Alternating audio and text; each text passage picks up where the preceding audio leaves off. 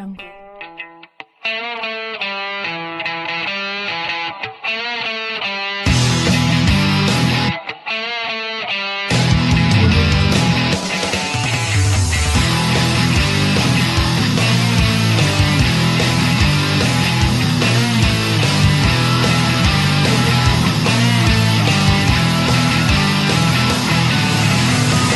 Hello, you are listening to Trump Republic Radio. It is February 25th, 2018.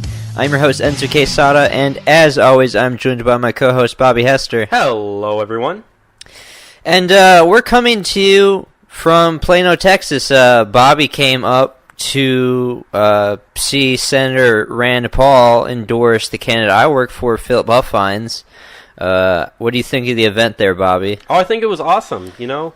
I've been a huge fan of Rand Paul for a long time now, so the fact that I finally got to meet him in person was amazing. And it was great to see you come up and see some of our other friends that are up here. And, also support Philip Huffines for the Texas Senate. Yeah, Philip Huffines, Texas Senate District 8. Hopefully we win. Right now, they're in early voting right now. I don't know. It's close in the polls. We've been fighting a difficult fight against Angela Paxton. A lot of mudslinging, but, I mean, that's politics. But, yeah, I really enjoyed the Rand thing. I had been block walking all day up until that point. You know, I stopped probably 30 minutes before I even, got to the event. But I appreciated Philip Huffines with the free brisket sliders. Yes, those were good. Those are great. Free beer too, so thank you, Philip Huffines. Philip Huffines is the fourth richest man in Texas. Wow. Philip Huffines pays for me to eat, so I'm appreciative of him, and that's why I work hard for him. That's what I was doing before I did the show. Was block walking all day today. Yeah, you just got back about half an hour ago, so. Yeah.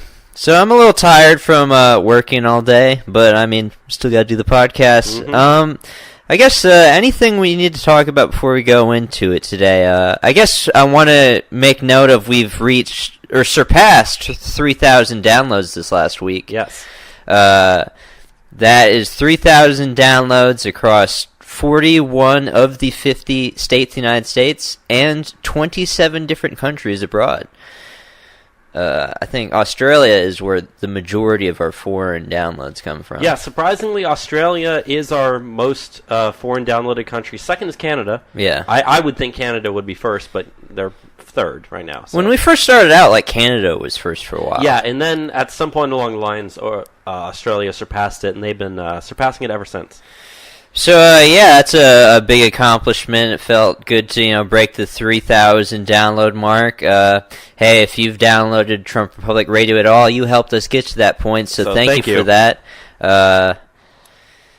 Anything else, Bobby? One thing I did want to note, I just want to put this out here as a call to action for the podcast, is get one other person to listen to the podcast. Recommend the podcast to just one other person. If we can really spread the word with this show, I mean, just do it to one other person you know. I mean, I'm the one that... We both follow the downloads and where it's coming from. It's obvious that's happened.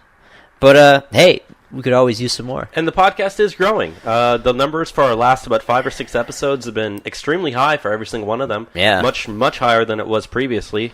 And so, we are seeing slow, steady growth, and I feel like it's going to do really, really well. So, yeah, like Enzo said, suggest this to a friend, let someone else listen to it, have them download it, and... Just one other person, that's all we're asking. But, yeah, we are on the 50th episode of Trump Republic Radio. We're nearly at the 1-year mark, and... Just a couple weeks. Yeah. So, really special stuff. But I guess with that said, you want to get into the guts of the show now, Let's Bobby. freaking get into it right now. So, last week I did the podcast by myself, so I haven't even gotten to talk to you about this topic. But, the Parkland shooting. Yes. That's still pretty much the biggest thing that's happened in this country. It's the only thing that seems like people are talking about. Do you want to get into it, Bobby? Sure. So the first thing we have up is Trump's response to the shooting, and that was considering arming teachers as well as raising the age to own guns. So in the wake of the mass shooting at Marjorie Douglas High School in Parkland, Florida, reaction by the left has been relentless in their path to ban guns and repeal the Second Amendment. Trump responded by calling to arms some teachers as a way to stop a savage sicko from killing people. At the same time, he floated the possibility of banning bump stocks and raising the age for purchasing firearms to 21. He launched a flurry of tweets on the issue Thursday, saying, quote, "I never said give teachers guns like was stated on fake news CNN and NBC. What I said was to look at the possibility of giving concealed guns to gun-adept teachers with military or special training experience. Only the best. 20% of teachers, a lot, would now be able to immediately fire back if a savage sicko came to a school with bad intentions. Highly trained teachers would also serve as a deterrent to the cowards to do this. Far more assets at much lower cost than guards. A gun-free school is a magnet for bad people. Attacks would end." So, yeah, I'm someone that has spent time teaching in high schools. I've taught in elementary a little bit as well. And, I've been pondering this a lot myself, like, would I want to have a gun? I have a little experience firing firearms now. I'm trying to get more adept at it, but I would definitely be someone that would volunteer to do this. I've been seeing so many people getting so mad about, oh, Trump wants to arm the teachers. He wants to throw another thing on top of these people. Why don't we give them a raise instead of giving them a gun? This is obviously a voluntary thing. Of course. If you don't want to do this, you don't have to. But there's plenty of teachers out there that would actually want to defend their classroom. Exactly, and we were just watching on the news a couple of minutes ago. There's a school district up in Ohio that's actually started secretly training teachers and letting them carry guns, and they've all said that it's been pretty successful, and there haven't been any incidents since then. Obviously, they haven't been doing it very long, but even their students, they interviewed them, and they said, if your teacher is prepared to defend you, do you appreciate that? And most of the students said, yeah, I like that. I mean, granted, in my case, when I was in high school, I had several teachers that were former police officers, and they both were people that, do carry weapons. They carry concealed. Both of them did. Obviously, they didn't carry at the school. But I remember one time a guy was blowing up a balloon. The balloon popped. And the teacher immediately almost tried to grab for his pistol on his side. But obviously, he wasn't carrying. So, it's not like we're dealing with people that are going to freak out and get scared. A lot of these people will react and their training will kick in. And they'll say, I'm prepared to defend these students if all possible. So. And, and we're going to get into this, very soon here. If a teacher at Parkland High School had a gun on them, there would have been at least somebody in the building that could have taken down Nicholas Cruz, as opposed to what actually happened. But, I've been just running it over and over again in my mind. Like, I'm back in, the high school classroom. I'm there with the students that I cared dearly about. And there's an active shooter in the school. And, I'm not saying I'm Rambo and I'm going to go hunt this guy down. I'm not saying that I'm fearless. I haven't, served in the military or whatever. But I care about my students enough to where I will defend them and I will end this person's life if they try to get in here.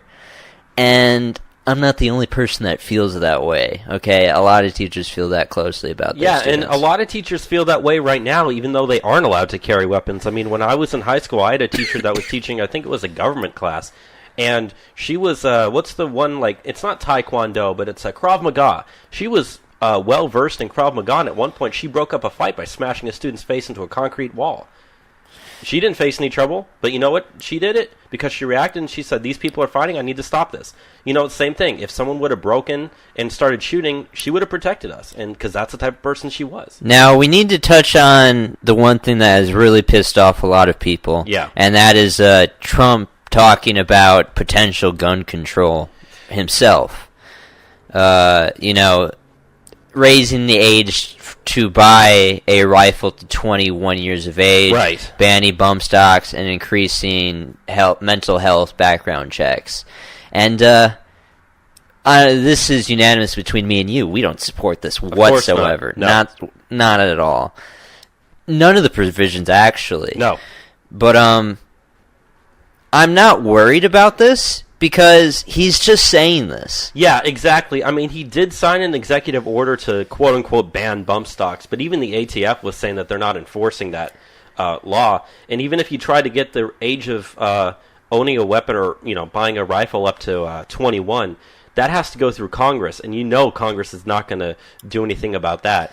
The only thing that you could do is, try to get better background checks, which, I mean, let's admit, you look at this shooting that happened down in Texas, that guy should not have passed the background check, but he did. So, greater increased background checks wouldn't have done anything if the current checks aren't working. The guy in Florida, we know that the police visited his house 39 times. We know that, the FBI looked at him. We know that there were multiple people that, reported him and said that they thought he was a threat, and yet he still was able to do what he was able to do because you're not enforcing the laws that are in place. What makes you think adding more laws to just, harass and disarm law-abiding citizens who aren't doing anything wrong? There's no point in for this. Like, for me, the thing is, like, what is the background check that would have stopped Nicholas Cruz? That's what I've been wondering, what could have possibly been done. Because this guy had no priors. I mean, he had no priors, but at the same time, he did have... The police knew about him, the FBI knew about him, his family, his friends knew about him. They all thought he was someone who shouldn't be able to, they all thought he was someone who, I guess I could use the word troubled individual, even though that's taking it very, very lightly. You'd think a person like that wouldn't pass whatever is in the background check system, and yet they did. So, I can actually understand where the left is coming from in this regard. However, what they want is to be able to just, label anyone as a, quote, mental health person. Their ultimate goal is the disarmament of the American people, and I would not be surprised if they, try to get everyone who's on, the right as some sort of mental illness to get us to not be able to be armed, and that's the goal that they want. Yeah. I mean, during the CNN town hall, Marco Rubio, as much as I don't like the guy, he at one point said something along the lines of, if you instituted the whatever rule that they were talking about then, it would ban every single semi-automatic rifle in America, and the audience cheered when he said that because that's what they want. And to do that, full ban on all sales of weapons in this country. And to do that, you'd need to implement a complete police state. Exactly. The process of confiscating all these guns, so many people would die. And that's why I'm not worried, because if you ever actually tried confiscation, like full-scale confiscation, you might be successful at the very first house. You'd want to have to use the military. You'd have to get every single person in the military, every single person in the police, everything together. You'd probably even have to bring in foreign militaries to do it, which we know how that's going to turn out. But you wouldn't be able to do it, because for one, like 75% of those people would just refuse to do it. And for the ones that would try to do it, you might be successful at the first house, but the moment you get to that second house, bullets are flying. Imagine if, some guys break into your house and say, we're taking all your guns. First thing that guy's going to do is call everyone and say, holy shit, they just took my guns. If you see them come and shoot, and they're going to do it.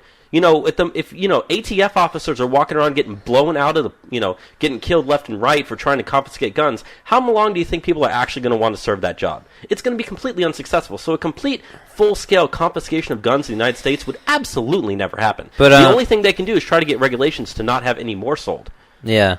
But to go back on, Trump is just saying things, okay? It's all on the back of Congress to pass any sort of gun control, and right. No Republican can at all put their name to any sort of gun control. Otherwise, that's a besmirchment to your career permanently, okay? The NRA ratings for Republicans matters a ton. Yes. You can't screw that up. But this isn't just a Republican thing. There are tons of Democrats that can't afford to do this either. Okay, if you're Claire McCaskill or Joe Manchin, you can't put your name towards any sort of gun control legislation whatsoever. Otherwise, you're just losing your seat. And that's the case for a lot of Democrats. Yeah, and the other thing is, in terms of looking, I know we're going to talk about the elections here in the election section, but just looking forward to the 2018 midterms. Obviously, things are looking good for our side. They're not fantastic, but things are looking pretty good for our side. There is the problem, though, is you have a very, very energized, like, cat lady communist leftist base that hates Trump and is going to do everything they can, get everyone out to vote. What we're worried about right now is low Republican turnout. What's the one thing that's going to get rural conservative voters out to the polls is the threat of they're going to take your guns. Yeah. So, if anything, this is going to bring our people out to vote who might not consider voting. We need to make sure that the left tries to politicize every tragedy, the right doesn't. I think the right does. We do need to politicize this tragedy. Say, look, the left is using this to take your guns. You need to come out and vote. You do that, you get those rural voters out. Suddenly, those close races aren't so close anymore, and we're actually favored to win it instead of possibly losing it. But yeah, let's go on to some of the next stuff that we had here. Yeah, so Trump continued to tweet. He said, quote, "History shows that a school shooting lasts, on average, 3 minutes. It takes police and first responders approximately 5 to 8 minutes to get to the site of a crime. Highly trained, gun-adept teachers/coaches would solve this problem instantly before police arrive. Great deterrent. If a potential sicko shooter knows that a school has a large number of very weapons-talented teachers and others who will be instantly shooting, the sicko will never attack that school. Cowards won't go there. Problem solved. Must be offensive. Defense alone won't work." He later then tweeted, he said, quote, "I will strongly be pushing comprehensive background checks with an emphasis on mental health. Raise age to 21 and end the sale of bump stocks. Congress is in a mood to finally do something on the issue. I hope." However, many on the right began to criticize him for this, to which he replied, "Chris and folks who work very hard at the NRA are great people and great American patriots. They love our country and will do the right thing, make America great again." So, Trump is kind of just signaling here, because what he's doing is he's trying to get people in the middle, because there is a very large portion of Americans that do want to see something done with guns, yet at the same time don't favor full-scale bans or full-scale confiscation. They just want something to be done. And those people tend to be people that don't really pay attention very much. It's people with good intentions, but they don't understand how any sort of background checks, to the degree that they're talking about, will go wrong. Right. Like, about the blue papers processing that they do oftentimes with guns. And several states do this. A lot of people that get out of the military because they have, PTSD or something, they get reported, they get put on a blue papers list, and that infraction, you can't contest it, you can't take it to court, that stays on your record, and that can disqualify you from having a firearm for the rest of your life. Exactly. And there's no way to check that. And that's something that already exists. More of these mental health background checks would just broaden that. And a lot of people will end up on that list that probably shouldn't be. And I don't want to take away people's rights just because, a crazy guy shot up a school. Okay, the Second Amendment, says you have the right to bear arms. It doesn't say you have the right to bear arms unless someone goes crazy with a gun. Shall not be infringed is written right there in the amendment. Yeah. I mean, not only that, but I completely agree with you with that. And even when it looks at stuff like, the no-fly list, how the people on no-fly list are not allowed to own guns, the problem with that is there is no appeals process. Yeah. And you're also not notified when you're put on the no-fly list. So you could literally be put on for any reason, you never be notified, never have any way to appeal it, and just boom, you're not allowed to own guns. I mean, as much as I don't like the guy, Senator Ted Kennedy was famously on the no-fly list for a very, very long time, and I don't see any reason why he shouldn't have been able to own guns. And all I need to do to get, a blue paper on, say, you, Bobby, is call the police and say, Bobby is a threat to himself and others. I don't think that he should be a person that should be around firearms or, something of the sort. Right. Saying that Bobby's a risk. The cops will, file you down for that. And you'll be disqualified just by that. And you'd think that's the way that it should have worked for Nicholas Cruz, and yet it didn't. He was still able to get his weapons legally, at least as far as we know. So, I mean, we have a CDC study on gun violence, actually, that I guess if you want to... Yeah, that came out this week. Under direction from the CDC, there has been a new study released on gun violence. The study originated as part of an executive order signed by President Obama in January 2017 during his last month of office. The study focused on 5 major areas: the characteristic of firearm violence, risk and protective factors, interventions and strategies, gun safety technology, and the influence of video games and other media. The study found that the homicide rates were much higher among African Americans, while whites had much higher suicide rates. It also found that unintentional firearm-related deaths have declined over the past century, and socioeconomic and gang-related factors played a large part. In regards to suicides, the study found that they account for nearly 60% of gun-related deaths, significantly outnumbering homicide numbers among all age groups. The study also found that bystander interventions using guns guns number around 500,000 per year, and injuries actually tend to be lower when interveners are armed. Yeah, so it was essentially saying that if the good guy with a gun decides to intervene in there, compared to the good guy with a knife or the good guy with a baseball bat, injuries to everybody involved in the process is actually lower when people have guns. Yeah. Because if you have a baseball bat and you're trying to threaten someone with it, you're going to try to, get close to that person. You're going to try to hit them with it. You're going to try to, swing at them, move close to them. They might shoot back at you. I mean, it does happen. Whereas good guys with the gun, they never even need to fire a shot. That 500,000 number a year of people that have, the good guy with the gun that stops crime, vast majority, almost 100%, not a single shot is ever fired. Yeah, they just have their firearm out, they point at the guy, and he's done. And they say, stop, and he stops. But, kind of going back to this school shooting, there's been a lot of talk about, whether or not CNN during their town hall was using scripted questions. And there's actually a JROTC student named Colton Hab. He's 17 years old, and he shielded his classmates with Kevlar vests during the school shooting. He's now claiming that that at CNN's town hall, he was not allowed to ask his own questions, and he was told to, quote, stick to the script. The student claimed that CNN was handing out scripted questions. He said, quote, CNN had originally asked me to write a speech and questions, and it ended up being all scripted, Hab told Miami's WPLG-TV. I don't think that it's going to happen. Or, I'm sorry. He says, I don't think it's going to get anything accomplished. It's not going to ask the true questions that all parents and teachers have.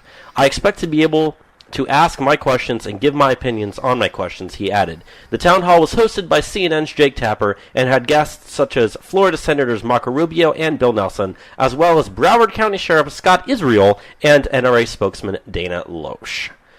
So, did you actually watch the CNN town hall event at all? I have heard clips here and there from it. I haven't watched the entire thing. I've watched maybe 15 total minutes of it. Again, I couldn't listen to too much of it personally. No, I mean, I can't stand Jake Tapper. He's the worst person out there, fake Tapper as we like to call him. His kids actually call him fake news whenever they get mad at him. Did you know that? Yeah, I remember when we reported on that. So that's pretty funny. But, this does bring up a good point, because back during the elections, CNN got in trouble because, there's that famous picture of that woman holding a printed email from her when she was reading a question. And they denied scripting. Yeah, they denied scripting it, and yet it said your question in the title of it. Yeah, so it was like a printed out piece of paper of her Gmail. Yeah. And you could see it when they, zoomed in and it has the subject line that says your question. And also, we know that Donna Brazile was handing debate questions to Hillary Clinton during one of the Democratic debates, and that was one that was on CNN. So, it's not like CNN isn't scripting these things. They're obviously scripting these things. Yeah. They have a narrative that they're trying to push. That's obvious to anyone who pays attention to this. The leftists know it, the right knows it, hell, even the people in the middle know it.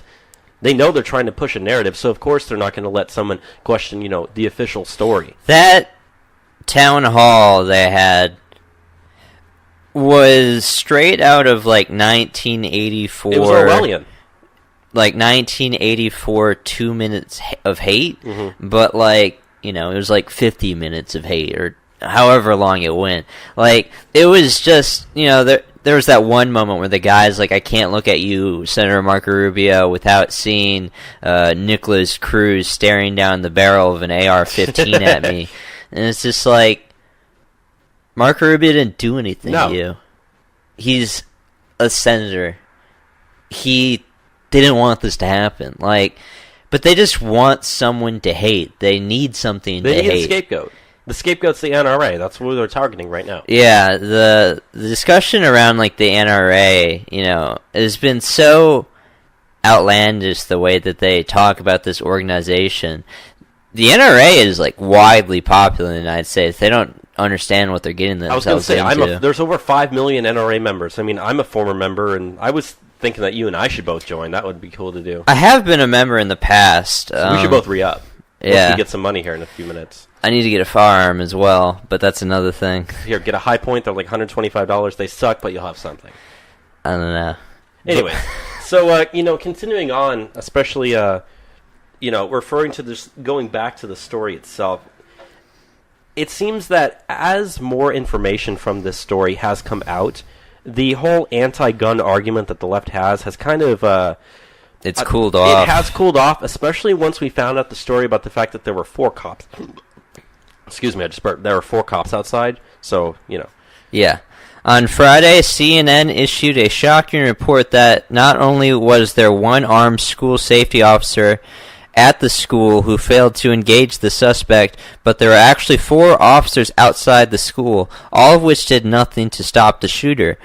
It's also been reported that Coral Springs City Manager Mike Goodrum chewed out Broward County Sheriff Scott Israel over this issue last week, meaning that the sheriff knew there were 4 armed officers at the scene who didn't do anything and waited over a week before informing the media.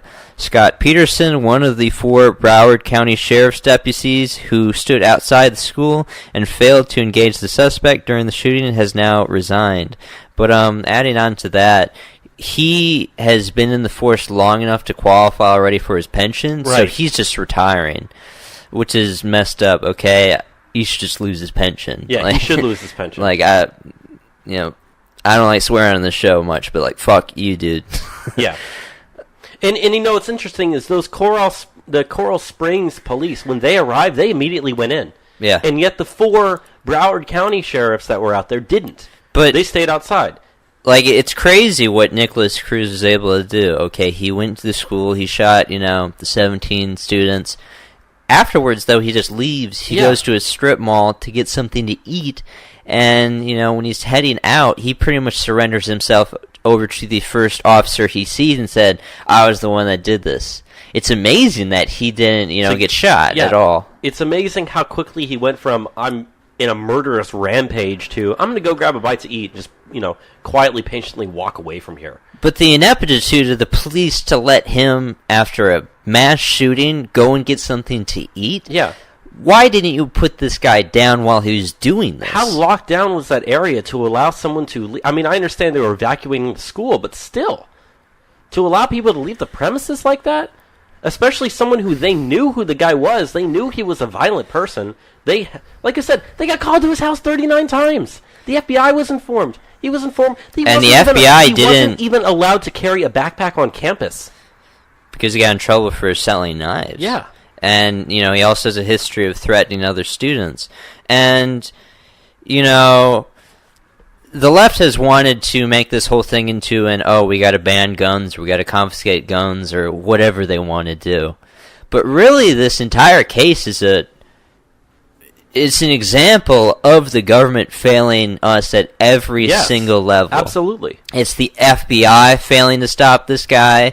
It's the police that were called out to this guy's house that failed to stop this guy. It's the officer that, the SRO that they had at the school. It's the other officers. Okay, they want us... the background check system. Yeah. They want us to surrender our firearms and give our trust over to, the police when, the police didn't do anything. No. Okay, during the shooting, there was that instance where that one gym teacher, tried to actually go after Nicholas Cruz and ended up dying. Mm-hmm. What if that teacher was armed? He would have been the only person able to shoot him. There were students in the school who were saying that if that teacher was armed, he would have been able to stop him. Yeah, and he would have wanted to. Exactly. Because at the end of the day, you can't put your trust in the police, okay? This has been taken to the Supreme Court. They don't have to serve and protect you. That is not a guarantee. At the end of the day, you need to take responsibility for your own safety, and that's why we advocate for, firearm ownership. And really, we were talking earlier about, Trump, the stuff that he was saying, we don't agree with it at all.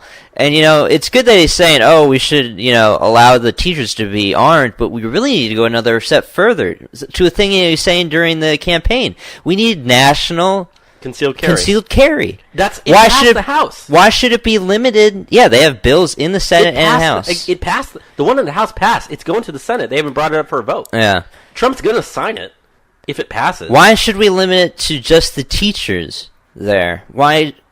If all of society had access to firearms would be possible if we had national concealed carry. Okay, we're going over the CDC numbers. There's 500,000 incidents per year where a bystander stops, a homicide from taking place. that's going to go up if there's more firearms in the citizenry. Okay. This is we're in a weird place where, like, even Marxists understand not to disarm the populace. Okay, even Marx writes about you need to arm the workers. There's something about the liberals in America that they just can't even comprehend that the populace should be armed. Yeah, and it's always people that don't have experience with guns. Yeah, and it's also people from other countries are always chiming in like their opinion matters or something. Especially people are like, Britain banned or Australia banned firearms after this school shooting, and we haven't had any school shootings since. Or, Great Britain banned firearms, and our firearm-related deaths and crime is much, much lower. Well, you know what? Yeah, you're right. When you have no guns, your firearm-related incidents, death, crime, etc., is going to be lower. But you know what these places have higher of? A lot of these places have higher murder rates. They have higher homicide rates. They have higher, violent crime rates. I mean, just look at, the United Kingdom. They're having knife crime that's out of control. I mean, they pretty much are trying to ban, like, butter knives because their knife crime is so out of control. And they don't allow their people to own guns. Yeah.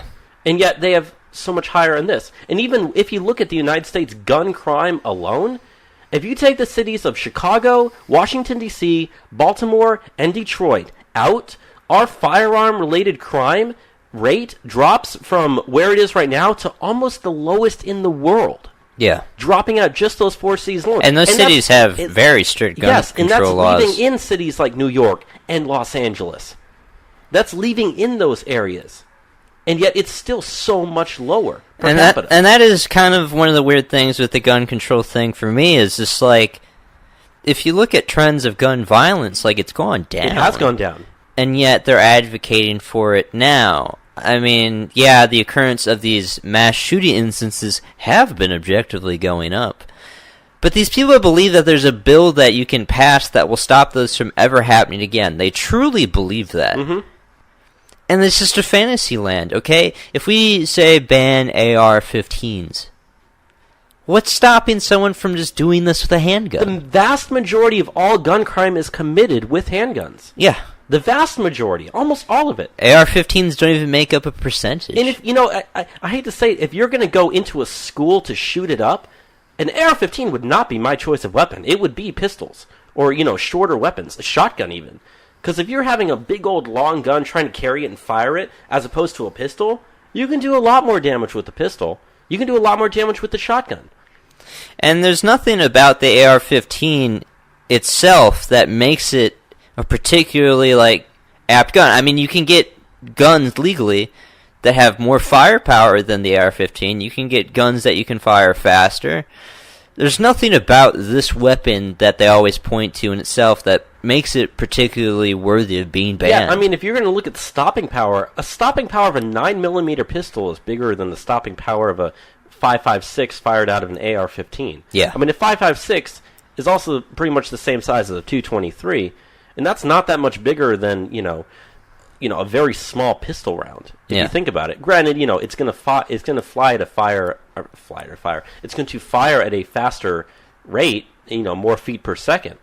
But in terms of how much it's going to hit, how much damage it's going to do, if you have a 9mm pistol with freaking hollow point rounds in there, which are not that expensive to get, you could easily wipe out a room of people in just a couple of minutes.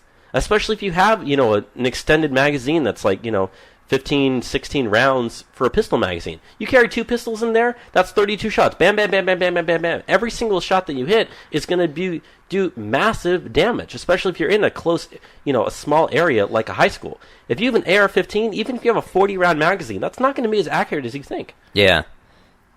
And like, it's crazy. We're dealing with people that don't know anything about weapons whatsoever. Like, they keep on saying, oh, we need to ban assault rifles. We need to ban weapons of war, the AR-15. As an assault rifle. Yeah, one, there's not a thing as an assault rifle. But, I've been seeing so many people saying that the AR-15 is a weapon of war. It's not been used in a single war. There's not a single military force that deploys troops with AR-15s. No. It's not a good enough weapon to be in a war. It's extremely basic for a rifle. Yeah. Anyways, but I want to kind of go back to Nicholas Cruz himself and the fact that it's obvious this guy did have mental health issues. Yeah. I mean, I think it's safe to say, and there's no even denying this.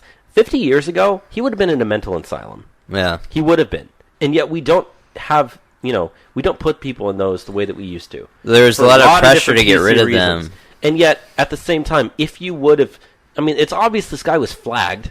If you would have actually done something about these people that you flag, it would have solved the entire thing. I mean, we have a new poll that was released on Tuesday by ABC and the Washington Post, and they had a simple question for the poll. That question was, quote, "Do you think that mass shootings in this country are more of a reflection of problems identifying and training people with mental health problems or inadequate gun control laws?" That was an ABC Washington Post poll that was taken.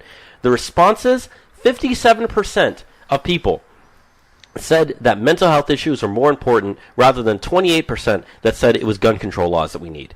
So even then, by an almost 2-to-1 margin, from an ABC Washington Post poll, those things run extremely left. You've got a 2-to-1 margin of people saying it's mental health, it's not guns. Yeah.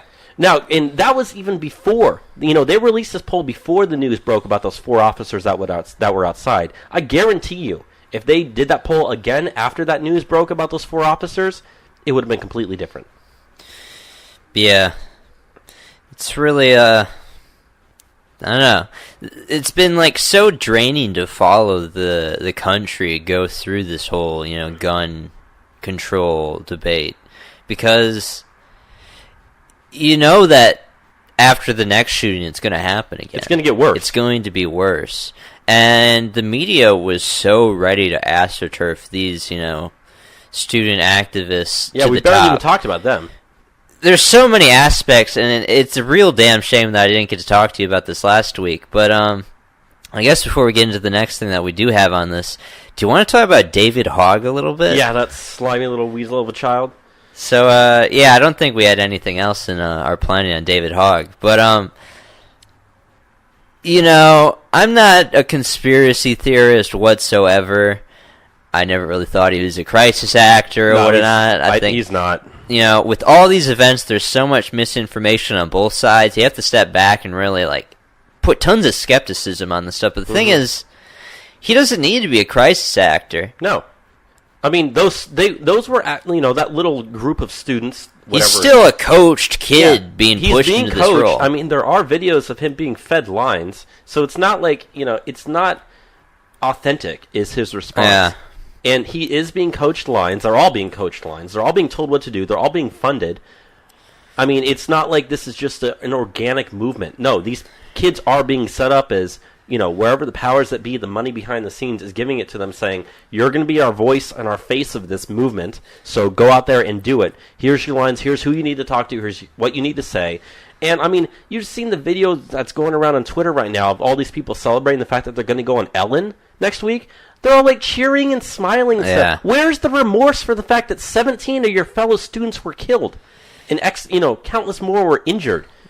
There's so much crazy stuff around these students that have come out of nowhere, and I feel, a lot of people have been saying oh, you can't criticize these kids, their classmates.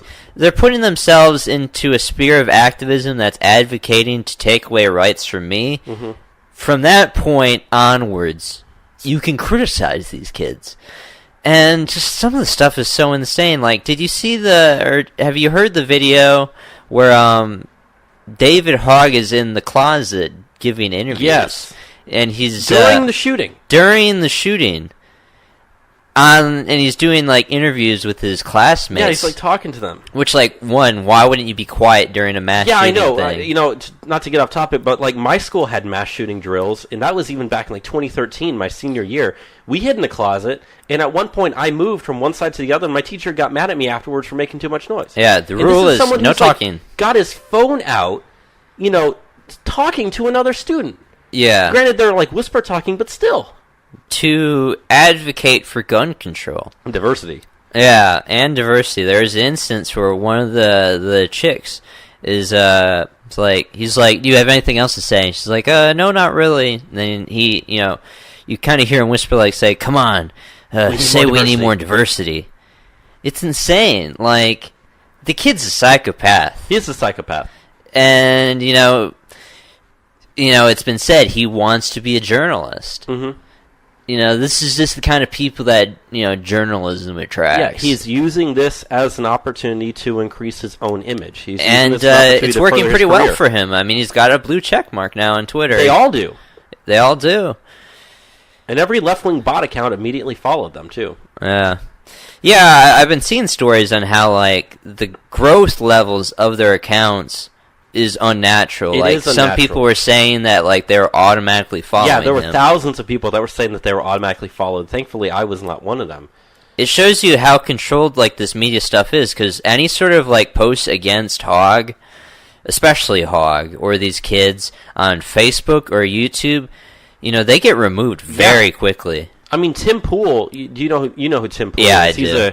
He's a reporter who's an independent reporter who kind of goes around and he does a lot of live streams at different events. He's probably the most unbiased person in journalism today. He's pretty left wing. He's pretty left wing, but he tends to be more truthful and yeah.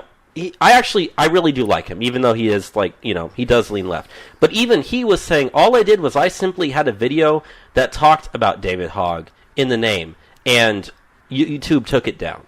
Yeah. And there was nothing. He wasn't even calling him a conspiracy. He wasn't calling it a conspiracy theory. He wasn't calling him any names. He was simply stating facts and talking about the issue. And yet they still took it down. It shows you how the media and, connected with social media and all these different major platforms on the internet, it's all astroturfed. Okay, they were always prepared for the next mass shooting because they've always been waiting for this narrative. And, right when it happened, they were ready to push it. Yep. I am not anyone to say that these are, crisis actors or, Hoagg is, he was actually graduated in California in 2015 and he's 21 Jump Street I haven't heard that one. I don't think that stuff at all. He's just, he's someone thrusted into this role ready to go. Mm-hmm. You can, at a place that was as liberal as Bowery County is, there's plenty of David Hoaggs to be found. Mm-hmm. And, it sucks that these people exist for nothing more than to just, take away your rights and attack the NRA. It's chilling. Yeah. And Hoagg is, and this is the next thing we're getting into, he's been tweeting about companies that work with the NRA constantly. Yeah. And, they're trying to, they're, listing names of companies that give deals and, discounts to people who are NRA members. Yeah. And they've been flooding them with just, hate messages and calls to boycott their companies and whatnot. And there's been, several companies so far that have caved to the anti-NRA pressure. And that's First National Bank of Omaha, Enterprise Rent-A-Car, Symantec, which, if you don't know, that's the company that makes Norton antivirus, as well as MetLife, Delta Airlines, United Airlines, Best Western, and we also have a couple more. Added Avis Rent-A-Cars, Alamo Rent-A-Cars, LifeLock, and Hertz Rental Cars as well. And so those are companies that have so far cut ties with the NRA. Those are all companies that used to give you discounts for being an NRA member. And that's obviously not the reason why people join the NRA for the discounts. I don't think a lot of people were even using these discounts. But, I don't know, it really shows that the pressure that these people in left can push influences, corporations. Yeah, so far, there's only one company I've actually seen that's responded to the criticism and has decided to continue their NRA stuff, and that's FedEx. Yeah. They're the one company that has... a lot of the companies just haven't responded to it, but they're the one company that has responded positively towards our side. So if you got to send a package, use FedEx. Just saying. But, as... The one thing you got to keep in mind is the leftists that have pushed for all these companies to cut their ties, they're not going to go out of their way to, use these services now that they cut their ties with the NRA. No. Okay? It's not an issue that they were thinking about earlier. But it's not a thing that people were thinking about in the NRA either, really, to begin with. But the one thing that all of this has really done is it's pushing NRA membership way up. It is. There are thousands and thousands of people that have signed up. Like I said, we even almost signed up. We're going to once we... once you get your paycheck and once I get mine. Yeah. But still. And, I've seen multiple people that I'm friends with on Facebook that have just gotten new NRA memberships. The NRA, they try to paint it as this, crazy organization that bribes politicians and whatnot. No, it's an organization with a record of defending people's civil rights towards their firearms and actually being successful. Mm-hmm. Okay, as millions of members who give their money to make sure that they don't lose their firearm rights, and they're one of the few right-wing organizations that can push back on the efforts. So, definitely it's something that once I get paid, yeah, I and need to the support. NRA even came out and said that they were not in support of Trump's idea to raise the age of owning weapons to 21. The NRA has a lot more influence over Congress than Trump does. As much as, we like to say that we just said, they don't have as much influence as they do. They do have a lot of influence. Let's not actually kid ourselves here. But yeah, so. But for me, they say, the NRA just buys all these politicians. It's the gun lobbies that control it. But the people that would vote for Republicans support the things that the NRA advance. Precisely. It's the stuff that the politicians would support anyways.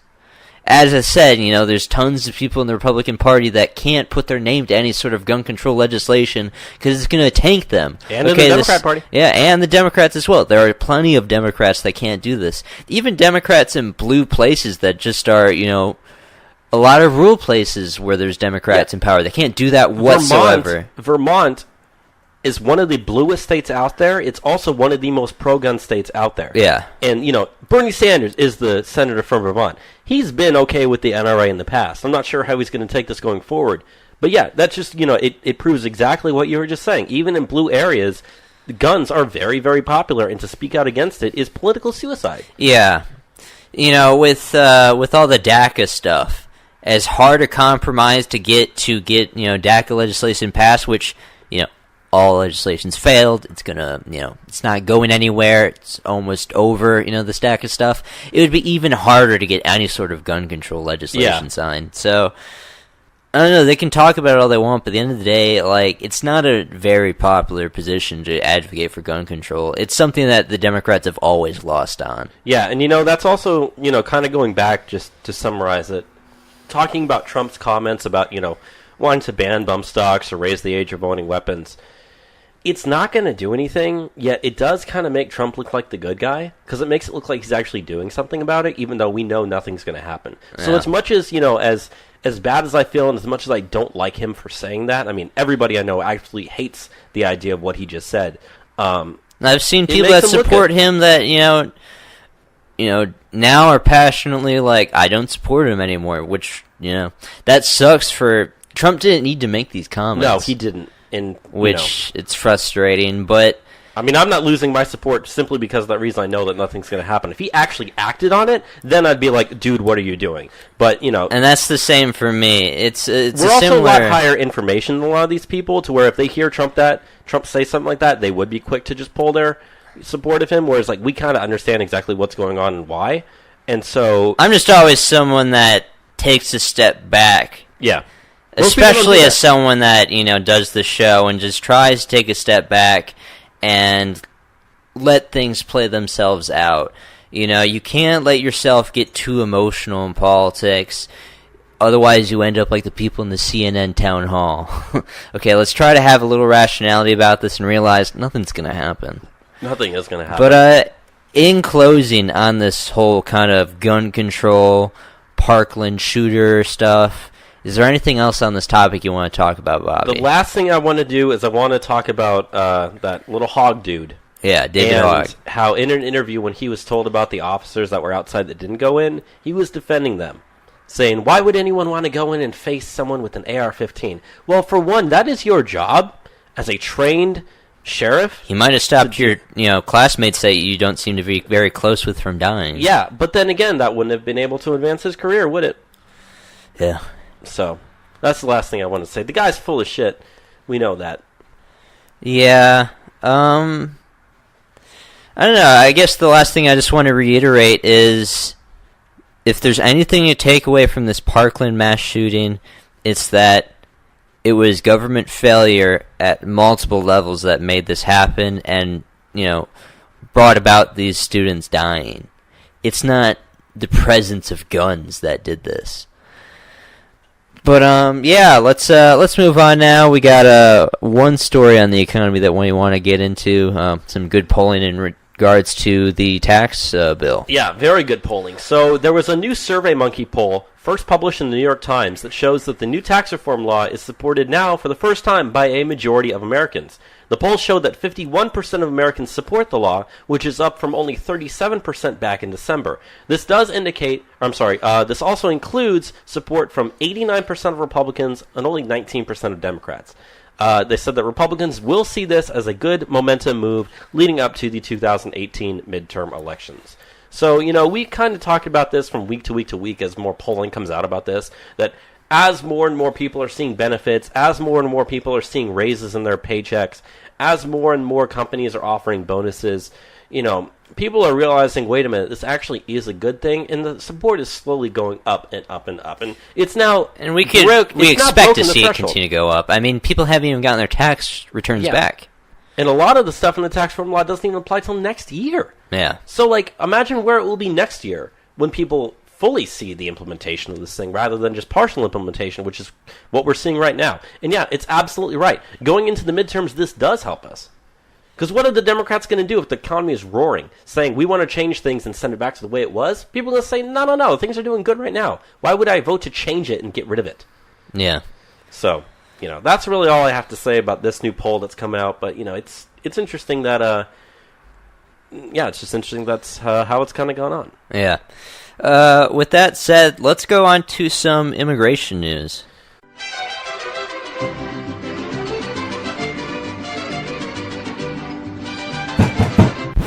Open the door! Immigration! La migra, vamos, niños!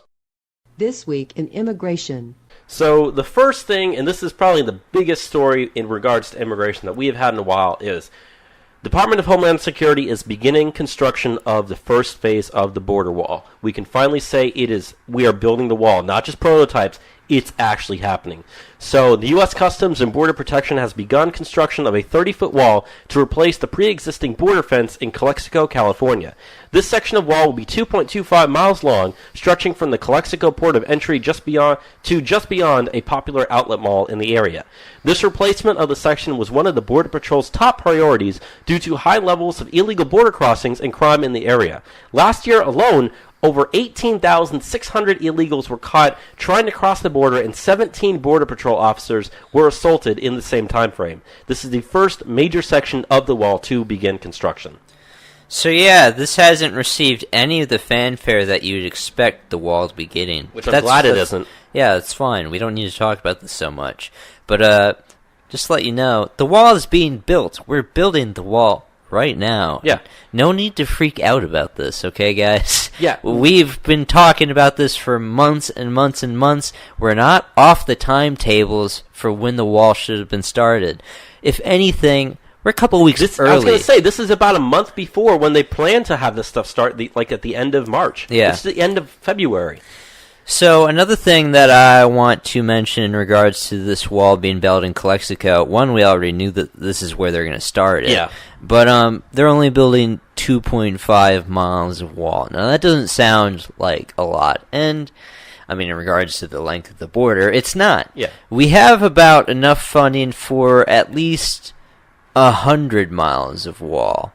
And that doesn't seem like a lot, but in the past we've talked about studies where if you put 100 miles of border wall in the right places, you will see significant results. That's why they understand that putting a 2.25 mile wall in Calexico will actually make a difference. Yeah, I mean... And we are starting in areas of most need. Exactly. That's what they said. That was one of their top priorities, was getting this section of pre-existing fence, which was, old, parts that were falling down, there's holes in it, it was just unkept.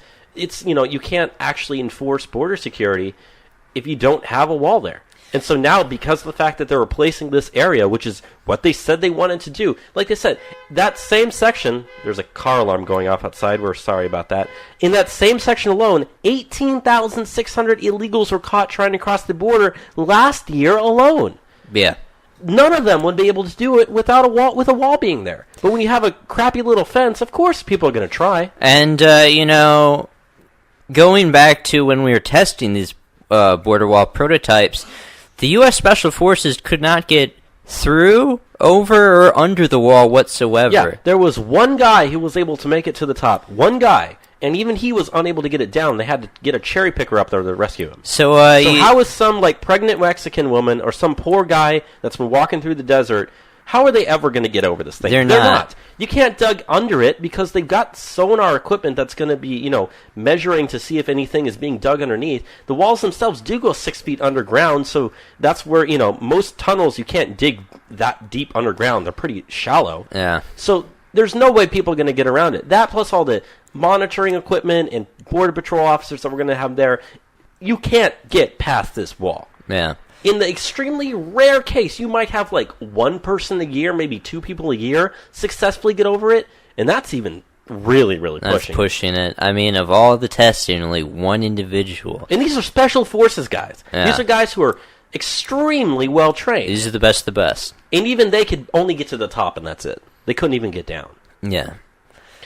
Let's, so great news on that. Let's move on now to what, U.S. Citizenship and Immigration Services, said this week. Yeah, so, this is also some really good news. So, there was an email that was sent to staffers on Thursday, saying that the U.S. Citizenship and Immigration Services, Director L. Francis Cisna, he announced that the agency is going to be changing its mission statement. So, the old mission statement began by saying, USCIS secures America's promise as a nation of immigrants.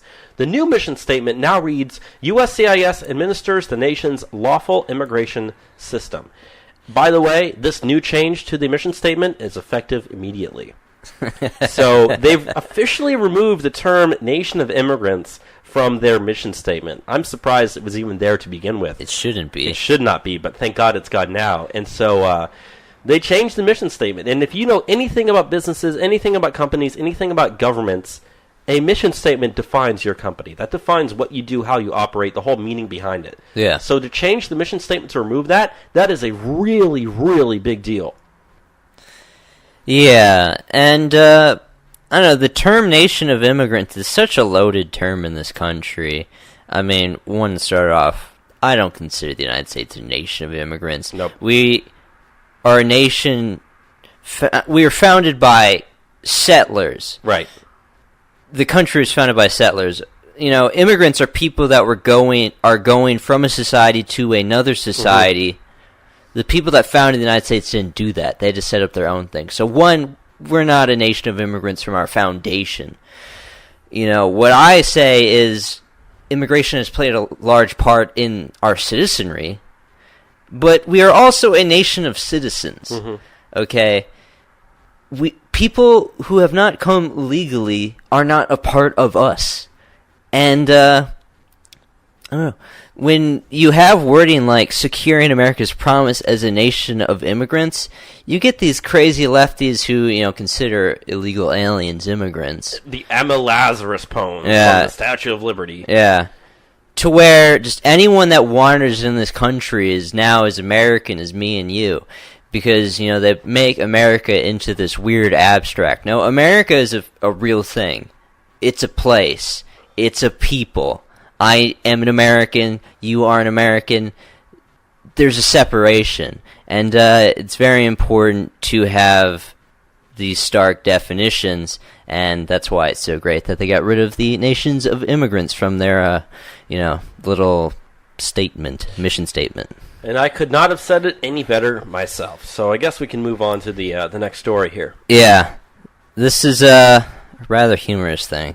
So, Pelosi suggests cutting grass instead of building wall to stop illegal immigration.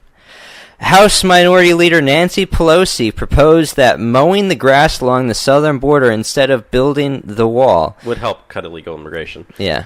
She said in an interview with the Arizona Republic, quote, "Let's talk about where a more serious structure might be necessary, where fencing will do, or mowing the grass so people can't be smuggled through the grass." Pelosi said, "That's something levies, technology, personnel."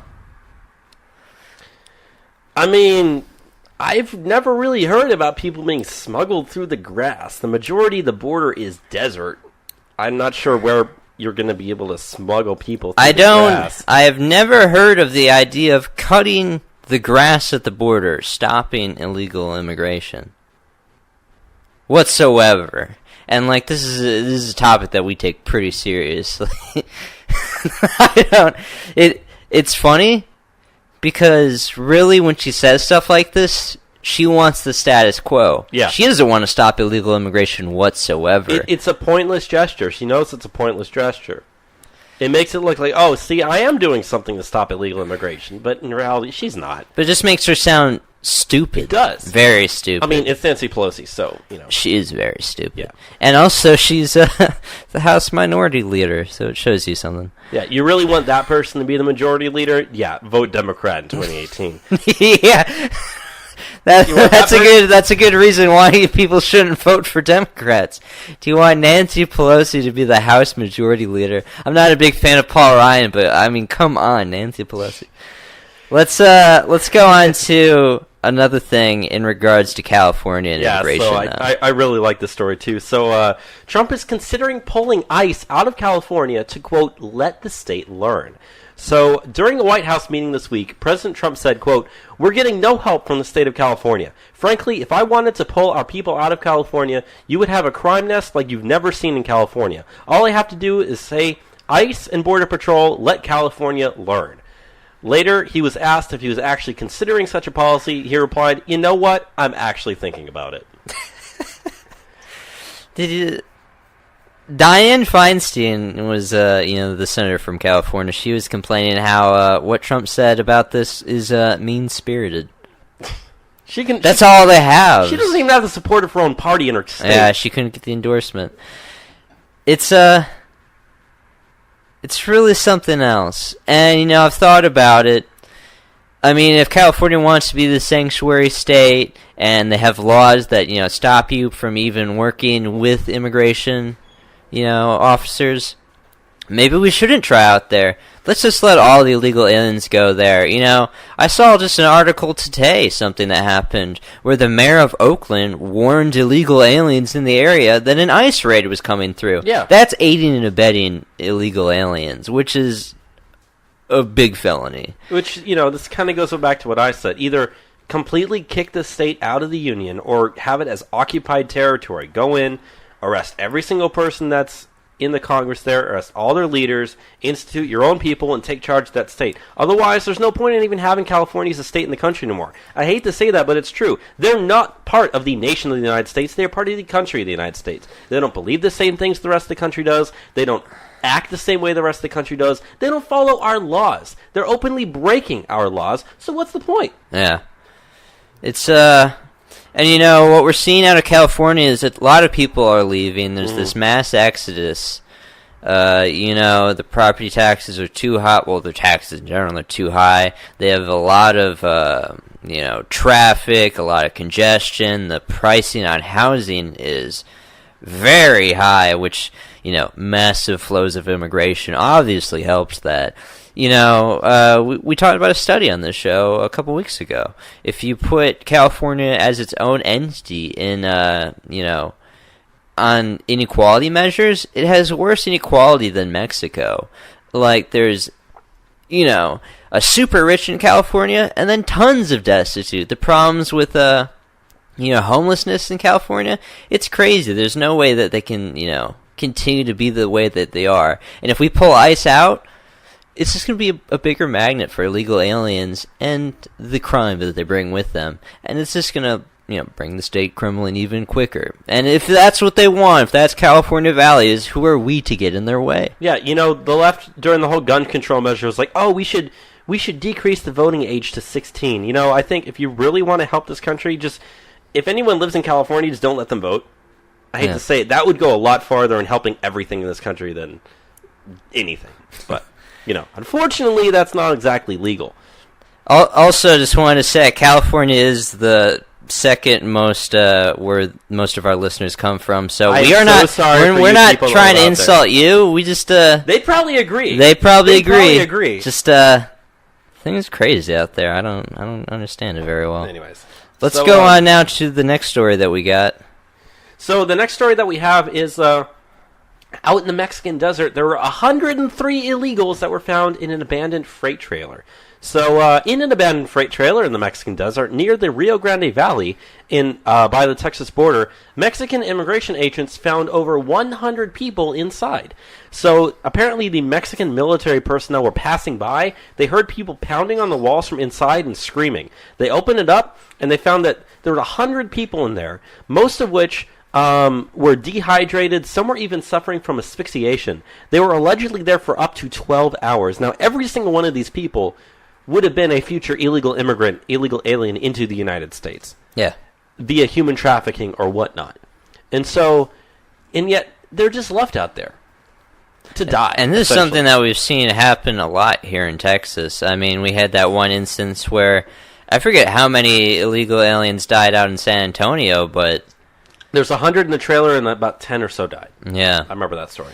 This stuff, and I remember there was another story that was similar here in Texas just like a month or two ago. Like, this stuff has been happening a ton, and if we had, the wall, maybe they won't have to accidentally kill themselves. They'll just stay home. The incentive is, don't come here. Yeah. Incentives goes a long, long way. Yeah.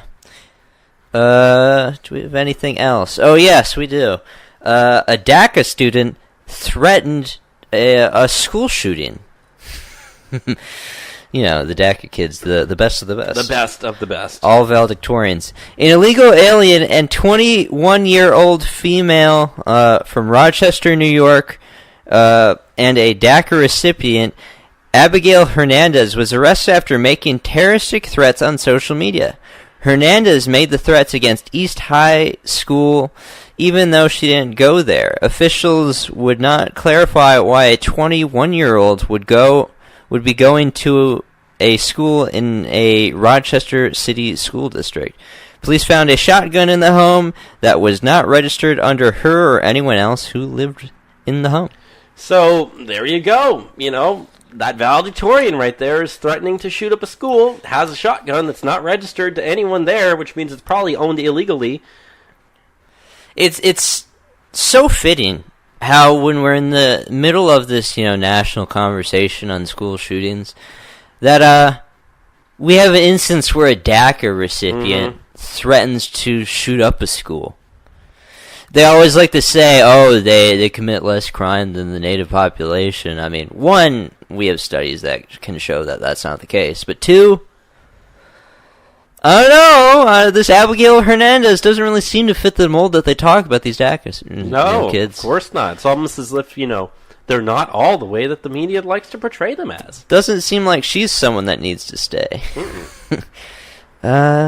Yeah, and that's what we got for immigration this week. So a lot of good news. A lot of good news. So a lot of good news. I guess we're going to move into the 2018's election news. God, we're getting into primary season. I mean, the Texas primary is next Tuesday? It is March 6th. March 6th. So yeah, we've got about a week before that, and that kicks off all the primaries. So that's when the big election for me happens. Yeah. And so, anyways, we've got some updated party registration numbers. We were actually going to talk about these last week, but it was one of those things, since you were doing it by yourself, I figured let's just, put it off a week. So, again, I've kind of gone over these updated party registration numbers on the show in the past. And if you have a Twitter account, you need to make sure that you are following Larry Schweikert on Twitter. He's got some of the best content. He's always analyzing party registration numbers. He's analyzing, voting trends. He covers all these little races, everything here and there about, voting numbers, all this different sort of stuff. If you're not following Larry Schweikert on Twitter, you're doing something wrong. But anyways, he's been very adamant about looking up party registration numbers for these different states. So we've got the updates. So again, and these are a net difference. So some of these might have dropped for both Democrats and Republicans, but we're looking at the net change. So in Pennsylvania, Republicans plus 84,000 net. This is a decline of 2,000 for Republicans since December, but the Democrats have lost over 250,000 people off of their voter rolls in Pennsylvania since 2012. In Florida, Republicans plus 74,000 net. Now, Republicans have gained 3,000 since December, which is slowing slightly from their about 6,000 month average that they've been having. However, the Democrats have lost 107,000 off of their rolls. In North Carolina, Republicans plus 65,000 net. This is a gain of 1,000 for Republicans since December, whereas Democrats have lost 78,000 since Election Day. In Nevada, Republicans plus 22,000 net. Now, Republicans have gained 2,000 since December, which is a steady trend since 2016. So they're gaining every single month. In Arizona, Republicans plus 16,000 net. Now, in Arizona, both parties have actually gained numbers, but the Republican number is up about 23,000. The Democrat number is up only about 7,000, which is showing continuing Republican growth, which is up from about 2,000 since December. In Iowa, Republicans are plus 15,000, and this is an increase in Republican advantage, which is up over 1,000 since December. Next up, we have... That's not clicking here. One moment, my friends. We're looking at a PowerPoint as we're doing this. So, whoa, I just completely skipped off of that. My apologies, folks. Slow computers and whatnot. Okay, so next up, the following states, we have New Mexico, which is, a state that went to Clinton. But Republicans are plus 13,000 net, which is actually showing no change since December. In New Hampshire, Republicans are plus 7,000 net. Now, this is interesting, because this is an additional 1,000 since December. Trump only lost that state by 1,500 votes. You look at party registration numbers alone, we easily win New Hampshire again in 2020. Very, very easily. Which is, 3 electoral votes? 4. 4? Yeah. I tend to think that New Hampshire, we actually won it this year, but we lost it due to voter fraud. We covered that months ago. Yeah. But anyway, so in Maine, Republicans plus 1,000 net, which is also no change since December. So, in summary, in the battleground states that register by party, states that Trump won have all seen Republican net gains versus Democrats since Election Day in 2016. In every one of these gains, with the exception of Pennsylvania, Republicans have gained every single month since Election Day in 2016. In the 4 states that Trump lost, Republicans have shown significant gains in New Mexico, Nevada, New Hampshire, and Maine, including well more than enough to win New Hampshire in 2020, and likely Nevada and possibly even New Mexico as well. Which, I've been to New Mexico, before even Trump won. And I did see some support for Trump, but that place is pretty goddamn it's pretty blue. good. I extremely doubt that we're going to even come close to New Mexico for 2020. It would be it'd be something else if Trump won it. In Nevada, however, if Danny Tarkanian can do well in the Senate race, I think our chances of winning Nevada in 2020 do go higher. Yeah. But the final thing, in summary, is the only battleground state that shows Democrats have actually gained was Colorado. They've had a net gain of plus 1,000. Which at this point, Colorado's pretty much lost. I consider Colorado lost personally. Especially with, because it has the legalized weed. You have all these people from California heading out there. Mm-hmm. It's going to be gone. Yeah, Colorado. It happens. In all of my early 2020 models, I have I have Colorado going blue. I've got Vermont going blue. I've got New Hampshire going red. I've even got Minnesota going red. Nevada is still kind of flippy for me. But it's starting to trend more towards. It looks like there's a possibility we might get it. It is a swing state. As blue as it is still a swing state. We didn't lose by that much. So, but anyways, kind of focusing more towards a Senate seat race that we kind of alluded to earlier in the show. The California Democratic Party has actually failed to endorse Dianne Feinstein for re-election. So, yeah. In a blow to Senator Dianne Feinstein's hopes of winning a 5th term in the Senate, the California Democrat Party is favored to endorse her primary challenger, State Senator Kevin De Leon. This was a poll that was done of people in the California Democratic Party, in case you're wondering, who actually did this. So the poll came in at 54% for De Leon, only 37% for Feinstein. So that's like, about a 17 or so point advantage that he has right now? Yeah. However, neither candidate reached the 60% threshold that the party sets for official, endorsement status. However, the wide gap between the candidates shows that Feinstein's support is dropping. She might not even win re-election at that point if that happens. Look at that. He's only 6% away for support in the party for getting official endorsement status. Yeah. The good news for her... Over someone who's been there for a very long time. Now, good news for her, however, is her campaign has over $10 million cash on hand. He only has about $500,000 cash on hand. So, in terms of who has the money, she greatly outnumbers him in that regard.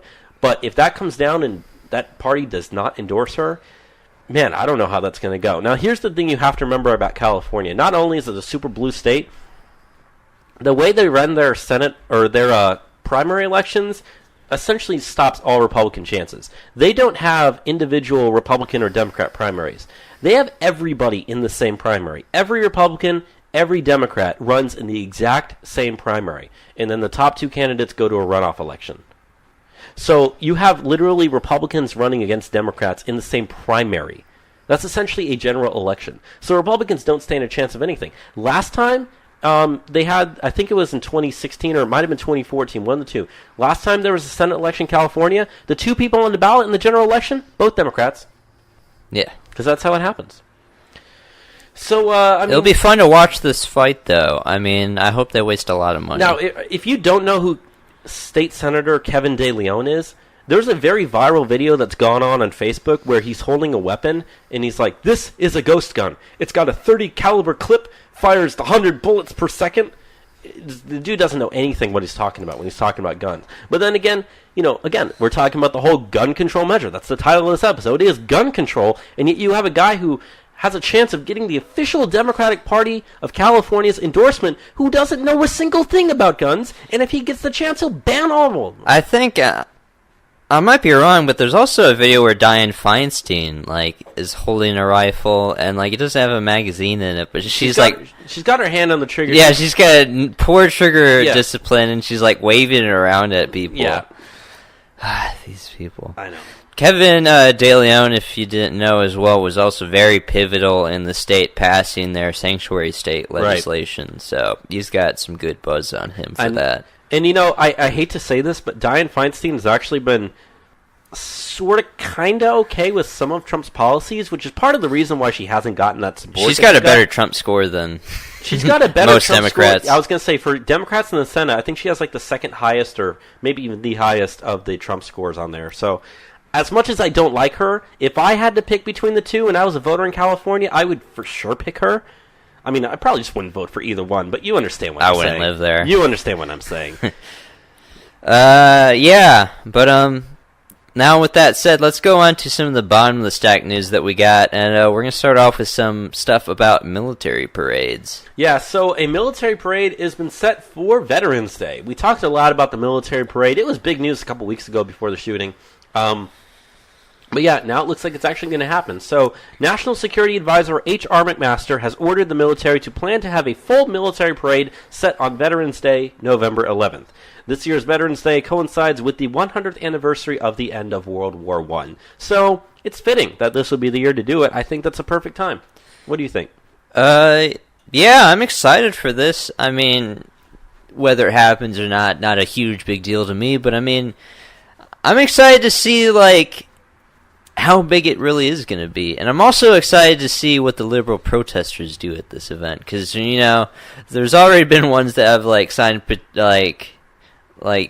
they've promised to, lay down in front of tanks. Yeah, good luck with that. So, I think they're going to get cleared out from the street very quickly. Yeah, definitely. I mean, they plan on having this in D.C. I think they said they're going to go from, the White House to the Capitol building or something like that. So, it's, it's not like it's going to be a really long parade. It's going to be relatively short, but, the last time they had a military parade was, I think, at the end of Desert Storm back in the early 90s. It's a very long time. It's been, over 20 years, almost, 30 years if you think about it, 25, 27 years. So, it's well due for a new one, and I think with this year being the 100th anniversary of the end of World War I, it is definitely fitting to have it this year, and I'm looking forward to it. So, moving on from that, we got some stuff on Twitter that you wanted to get into, Bobby. Yeah, so Twitter has started this big purge of conservative accounts over the last week or so, and they're describing it as the Twitter lockout. And inside this Twitter lockout, thousands of different conservative-owned Twitter accounts have been locked, and many popular conservatives on Twitter are reporting both losing thousands of followers within a period of only a few minutes. So Twitter's been doing this in what they describe as an effort to try to remove bot accounts on there, which, I mean, I will say that, yeah, there are thousands and thousands of bot accounts on Twitter, and they shouldn't be on Twitter. But the fact that they are only targeting conservative accounts right now, and that's plainly obvious to anyone who's actually looking at this and listening to the criticism that's going on. There hasn't been a single leftist Twitter account who's come out and said, yeah, I was locked out of my account, or I was forced to provide a phone number or whatever. And yet there are thousands and thousands of people on the right who this has happened to. And that's, it's obvious the reasons why. I mean, there's the video. You can look at one of the Project Veritas videos of one of the guys who was a head up on Twitter. And he said, frankly, no one likes Americans. You see these people that, they write conservative in their bio. They have American flags, holding guns, and saying, I love America. No one thinks like that. It's like, yeah, dude, you don't think like that because you're not an American. That's actually like, I don't know, a third to half of the nation. Yeah. There are people who, just because someone's extremely patriotic and they love their country doesn't mean they're a bot. Doesn't mean they're a Russian bot account. But yeah, now being very patriotic or very conservative, that makes you a Russian now. Yeah. Because these people, they just want to blame anything on Russia. It's the specter of Russia. It's the Gorbachev of the gaps to them. It's like, it's insane. When you remember the stuff about the release of the memo on Twitter, Schiff and Feinstein, Adam Schiff and Dianne Feinstein, both of California, were saying that was all because of Russian bots. Yeah. When you looked at the specifics on that, of like percentage of Russians tweeting out that hashtag, it was like not even 1%. Not even 1%. The U.S. was like over 50%. And the media was still reporting on it with that same, angle. The fake news and the left, they're always going to now call any sort of legitimate American groundswell against things that go along with the system as Russian bot influence. And that's one of the real dangers of this Mueller probe, because now they can just call anything they want Russian bots. Thankfully, though, we have an alternative, and it's called Gab.ai. If you haven't made an account on there, I suggest you go and join it, because they are the free speech alternative to Twitter, and they will not silence you for your political opinions. Which, we're on Gab.ai. I don't manage it. You do. Yeah, it's at Trump_Republic_radio. So we got a pretty good amount of followers on there. Oh, yeah. I try to post at least a couple things a day. I've been up here this weekend, so I haven't been able to post anything. But we try to stay pretty active on Gab, so go ahead and follow us on there if you aren't already doing so. Yes. With the next story, Americans are happiest with the position of the United States in the world. It's the highest in decades. A new Gallup poll released this week indicates that Americans are happiest with the position of the U.S. in the world at the highest in 13 years. 45% of Americans are satisfied with the U.S. position in the world, a 13-year high, and 13% increase from this time a year ago. So I misspoke on the decades part, but still, in over a decade. Yeah. They try to say, like, America first, the rhetoric of America first would be so alienating to the world and whatnot, and, it is not something we want to get behind, but, I mean, the polls show that Americans like this. Yeah. Americans like America first. Americans like the way that the Trump administration is handling itself in regards to the rest of the world. I mean, look at that one statistic we said. A 13% increase from this time a year ago. It's at 45%. That's very significant. That was at 32%. Less than one-third of Americans this time last year, in the end of February last year, were satisfied with where the U.S. is in the world. Now it's almost half the country. Yeah, and likely to continue to rise. Yeah, especially if, we've already defeated ISIS, or at least in Iraq and Syria we have. We're making friends with countries that we haven't been friends with in a long time. So it's going pretty well. It's good stuff. So I guess moving on to, I think this is the last story we have in the other news before we get to current year college craziness. So the governor of Missouri, Eric Greitens, has been indicted on felony invasion of privacy charges. So Missouri Governor Eric Greitens, a Democrat, has been indicted on one count of felony invasion of privacy. Greitens allegedly took a nude photograph of a woman without her consent.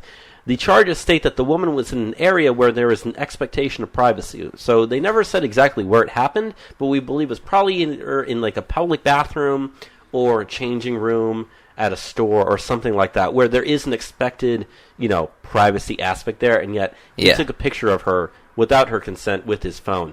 So last month, Greedens admitted to also having an extramarital affair. So, your Democrat governor there in Missouri, not looking too good for him, is it? I didn't know about this at all until we prepped for the show today. But it really didn't make very much news because I don't think the media would want to talk about this. The media doesn't want to talk about that, and plus the school shooting that buried everything that's anything else for news for this week, unfortunately. But yeah, you'd think this would be a huge deal. In Missouri, it's a huge deal. The rest of the country, no one really knows about it. I mean, like you said, you follow the news extremely well, just like me, and even you didn't even really know what was going on here. Very few things fall through my filter, and I don't notice it. That's not big, but yeah, I'm surprised I didn't find about this at all. Yeah, so let's go on now to some current year college craziness. The racist, sexist, homophobic, xenophobic. You're fucking a white male!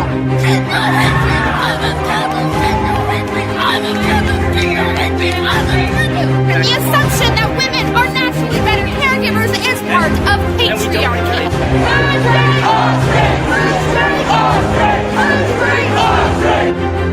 Die, cis, scum.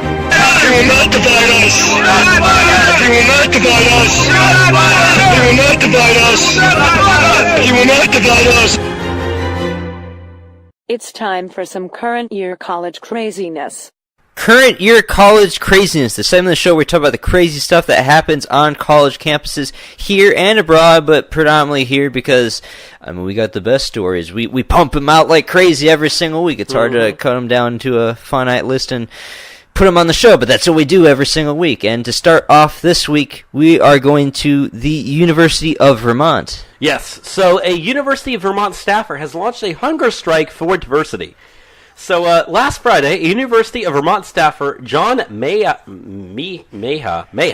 he went on a hunger strike over wanting the university to meet the demands of a group called No Names for Justice. The No Names for Justice group is an offshoot of the local Black Student Union, in case anyone wanted to know. So the campus Black Student Union group first gained notoriety back in November for storming an office and issuing a list of 10 demands. Meha wants that list of 10 demands met, along with wanting a 4th flagpole installed on campus to permanently fly a Black Lives Matter flag. He also wants 4 full-time positions to offer, quote, ongoing examining white identity and racial Aikido trainings for all staff and faculty. So, isn't Aikido like a Japanese martial arts? I don't know what the hell that is. I'm pretty sure. I might be wrong, but well, whatever racial Aikido training is, I've never heard of that term. That as well as examining white identity training. So what?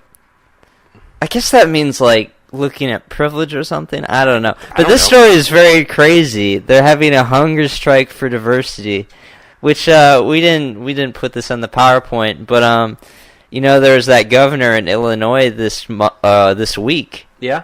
Where he did that little demonstration of milk. Diversity. Yeah. The governor of... This is a little side tangent. The governor of Illinois this week was giving some sort of weird presentation this week with this, I don't know, black guy or whatever. And for the demonstration, and the guy that does this says, like, he always looks for the person that's most in power to, like, do the demonstration. Mm-hmm. He has him, like... hold a glass of milk, and he's like, this is the It's chocolate milk, though. It's chocolate milk. No, it started out white. Oh, it started out white. Out white. Okay. So there's a glass of white milk, and he's like, this represents all of the CEOs in the top Fortune 500 companies, mainly white males, some white women, maybe an Asian CEO in tech. And then he said, this is the diversity. He pulls out a thing of chocolate syrup.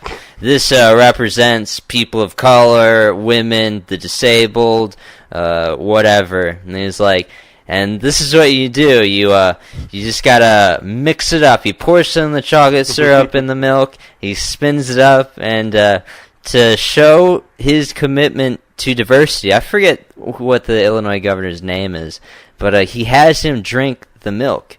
And he says, yeah, it's great. Diversity is great.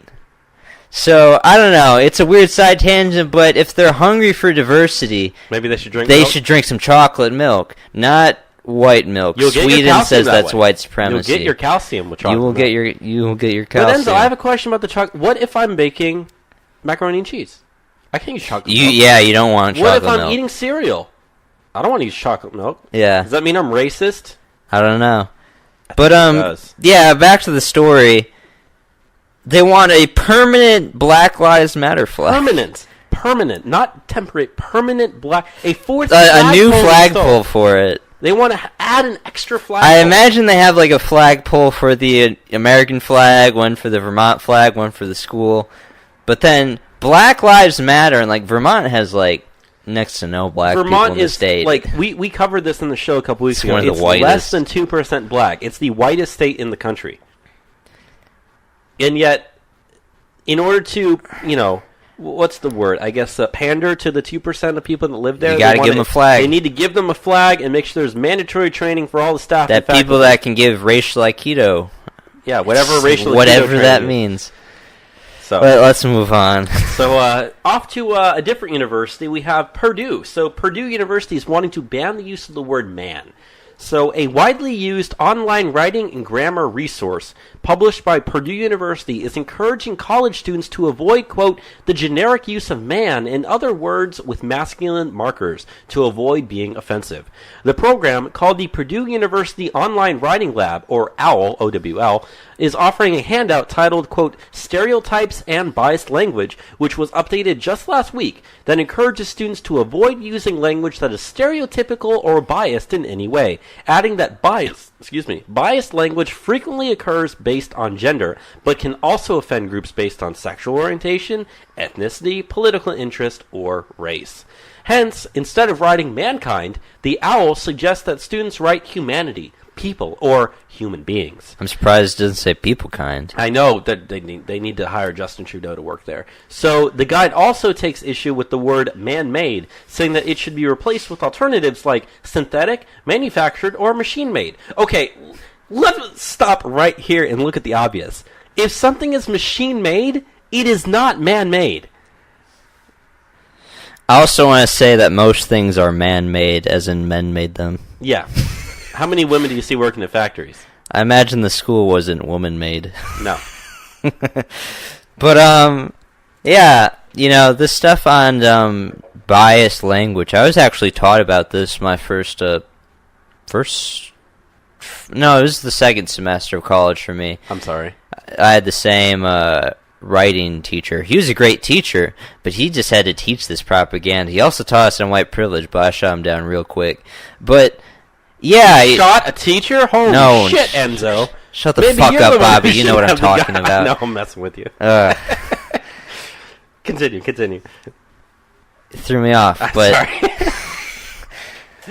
but yeah, he taught us about biased language, and he was pointing out how like in a lot of language they'll use the masculine form of a word just in general. Spanish Presumably, like that.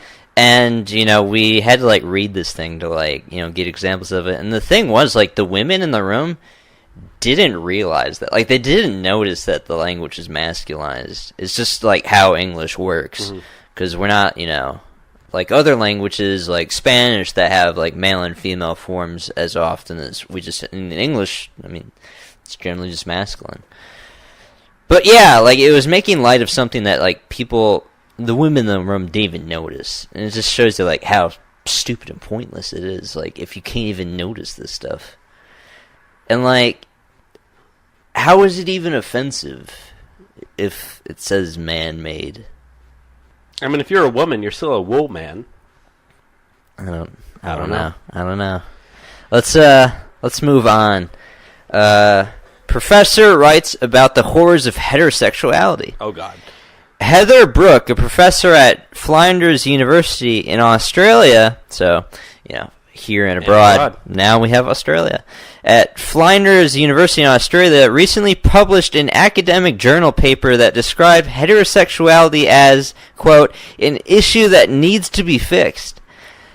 quote, "The larger aim of this endeavor is to theorize heterosexuality in more accurate ways and to seek out understandings of heterosexuality, including its historical relationship with heteronormative marriage, which acknowledges its horrors without foreclosing hope for its future." The paper's summary reads.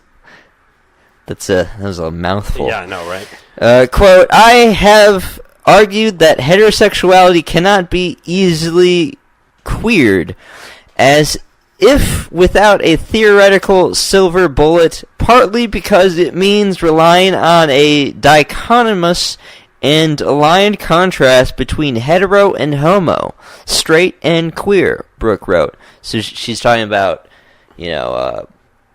what is it, a gender binary. Like, she obviously doesn't believe in that. She writes that heterosexuality is seen as a singular experience, while being queer is more diverse and fluid. Okay. So, she doesn't really...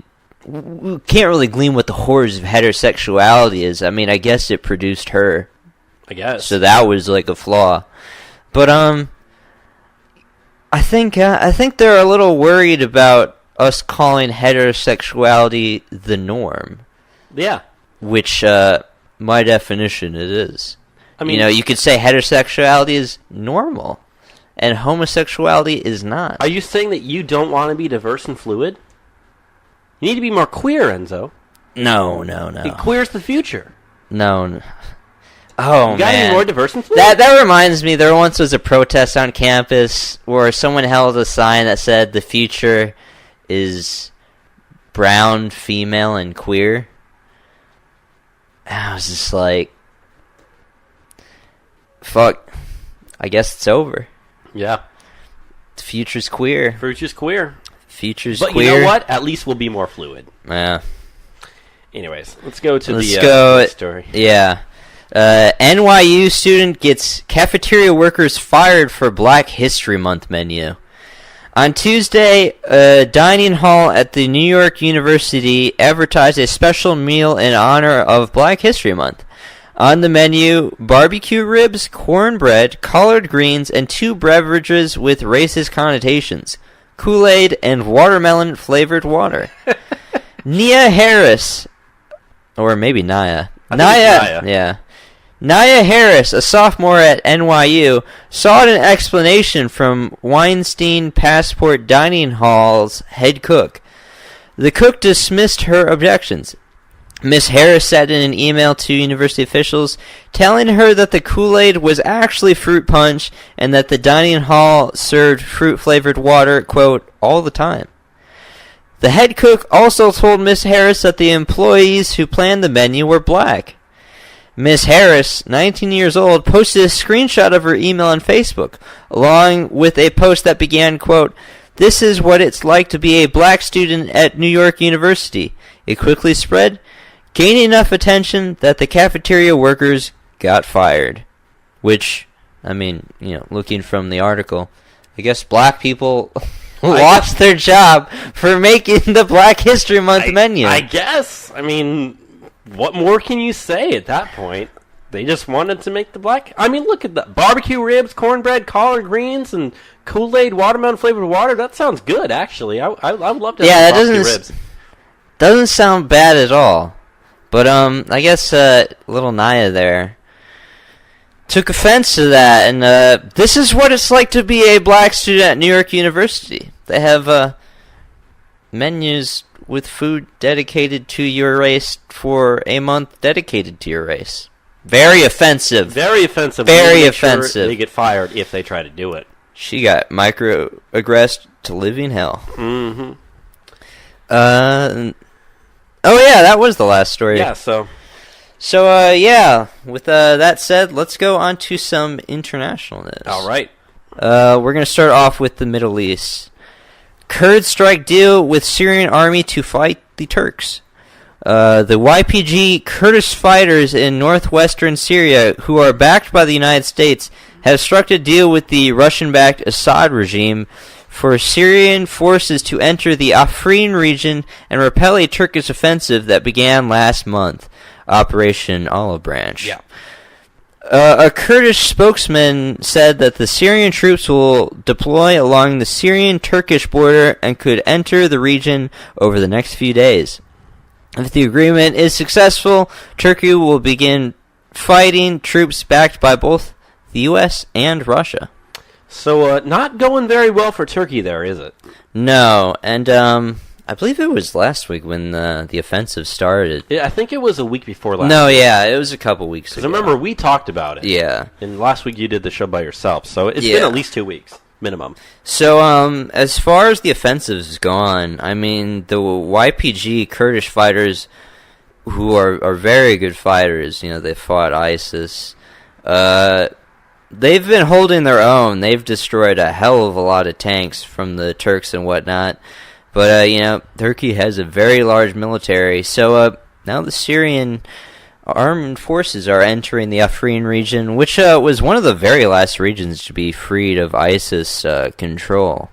And now it's the hotbed of fighting between Syria and Turkey, which, you know, Turkey is technically a U.S. ally.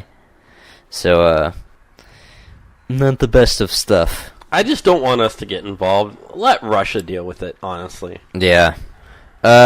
Which, speaking of not getting involved, that goes into our other story in regards to the Middle East. Trump speaks out against Syrian regime change. Really great stuff. Mm-hmm. President Trump appears to be going against the stated will of the Pentagon's ideas for Syria. Quote, "We're there for one reason, to get ISIS and get rid of ISIS and to go home," Trump said on Friday during a joint press conference with Australian Prime Minister Malcolm Turnbull at the White House. Quote, "We're not there for any other reason, and we've largely accomplished our goal."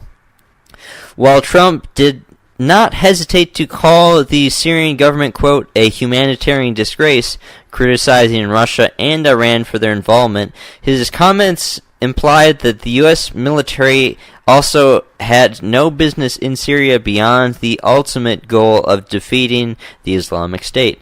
Last month, Secretary of State Rex Tillerson outlined defeating ISIS and al-Qaeda as only one of the 5 goals the U.S. was pursuing in Syria. The others, curbing Iranian influence and eliminating weapons of mass destruction, ending the civil war and creating conditions for safe return of refugees, as well as ensuring a peaceful transfer to a, quote, post-Assad leadership where the majority of Syrian people will peacefully vote out President Bashar al-Assad in a free election. The Obama administration and its allies had repeatedly insisted that the Assad regime must go, which the Trump administration has alternately agreed and disagreed with.